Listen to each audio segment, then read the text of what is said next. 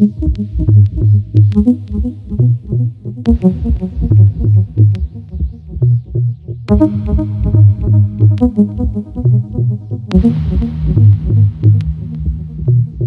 you guys like these monthly builds, make sure to check out PlayAsia.com. They're a big contributor to these monthly computer builds. They're really well known for selling games, but now they also sell computer components with really good prices and international shipping. What's up, y'all? This is Travis, aka The Raw View, and this is Project Bones. Now, what's cool about Project Bones is that all the mods you see to the case and inside of the case are all temporary.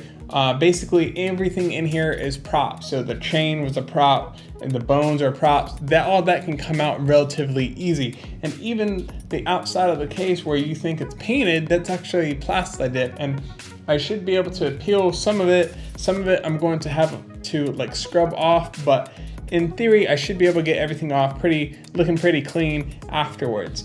So let's get into the parts that I use for this build, the overclocks and stuff like that. In this build, I use the EVGA classified motherboard. So EVGA motherboards are one of my favorite to go to when I'm doing a quick build or trying to get something done quickly, because I just have found that they've always been reliable. I've never had to return an EVGA motherboard ever.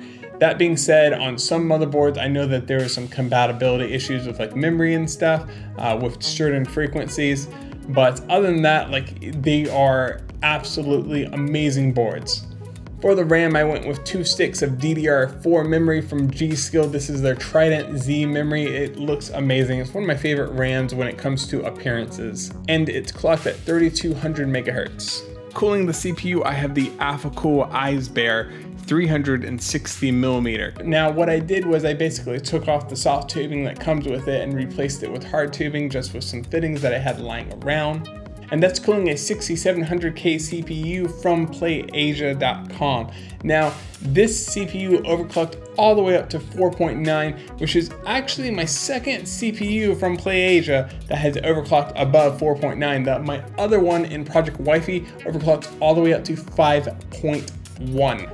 For the power supply, I went with the RM850X from Corsair. Now, this is a really efficient power supply. I really like Corsair power supplies. It's the same power supply I have in Project Wi-Fi. So great power supply, really reliable. For storage, I went with a SanDisk 480 gig SSD. For the GPU, I am rocking MSI's 1070 Gaming X GPU. Now this GPU is really good for a lot of people. It's really good for people who want to overclock their cards. The cooling on this card is really, really well done. And even this is a great card for people who don't want to manually overclock their card, but do want to get as much performance out of the card as possible, because you can actually download their little app that you can get from their website. And then in that app, you have 3 different modes you can put this card into. You can put it into gaming, overclocking, or silent. Now, I wouldn't even mess with silent or gaming. I would just put it in overclock mode, and it does a pretty good job. I was actually kind of surprised on how well it does when it comes to overclocking the card. Now you can get more by pushing it manually, but right out of the box, being able to put it into overclock mode and getting that extra performance out of it is really, really nice. And all that's contained in the Define R5 from Fractal Design. Now, this is one of my favorite cases to build in, period. It is the easiest case to build in, I think. If you need to do a bunch of builds really, really quick, this is the case you're grabbing. If I need to do a build really fast and I just need to throw it together, this is the case I'm grabbing, because it's just so simplistic. Everything just works nice. There's a lot of space. It's easy to run cables. If you're a first-time builder, I would highly suggest looking into this case just because of how easy it is to build in. Now, the only mod you see to the case is this red paint, and this is actually Plastidip. In theory, I should be able to peel some of it off and then hopefully scrub all the rest off and actually get back to the original looking case. That's what I'm planning to do, and everything inside of the computer when it comes to the bones and stuff, all that stuff can just come back out. Now, as for the bones, all the bones came from Party City. Actually, the bones were came in a pack for $10. really cheap. And then I just hit them with a bunch of Plasta Dip. One bone I broke in half and actually took a rubber glove, stuffed the rubber glove down in there, sprayed black into the rubber glove, and then basically splattered it with red paint to make it look like the bone broke in half, and it was really bloody and gory.